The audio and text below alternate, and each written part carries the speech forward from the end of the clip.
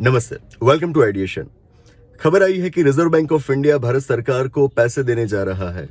बहुत बड़ी रकम है। करीब 2,11,000 crore reserve bank of India Bharat सरकार को देगा 2023-24 के फाइनेंशियल ईयर के लिए। इसको सरप्लस ट्रांसफर कहा जाता है। शायद अखबारों में इसके लिए आपने डिविडेंड शब्द पढ़ा होगा। बात यह है कि रिजर्व बैंक ऑफ इंडिया की स्थापना 1935 में हुई थी।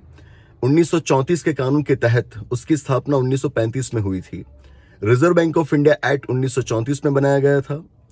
जब रिजर्व बैंक ऑफ इंडिया की स्थापना हुई तब वो एक प्राइवेट बैंक थी, लेकिन आज़ादी के बाद 1949 के साल में 1949 में उसका नेशनलाइजेशन कर दिया गया, उसका राष्ट्रीयकरण कर दिया गया और फिर वो सरकारी बैंक बन गया। मतलब कि उसका मालिक है भारत सरकार, उसका इकलौता मालिक है भारत सरकार, जिसका मतलब ये होता है कि अगर रिजर्व बैंक ऑफ इंडिया की कुछ कमाई होती है तो उस पर हक है भारत सरकार का। आरबीआई एक्ट 1934 में सेक्शन 47 दिया गया है, जिस सेक्शन के अंदर ये प्रोविजन किया गया है कि आरबीआई के पास जो सरप्लस रहेगा, it will have to transfer that amount to the government of India.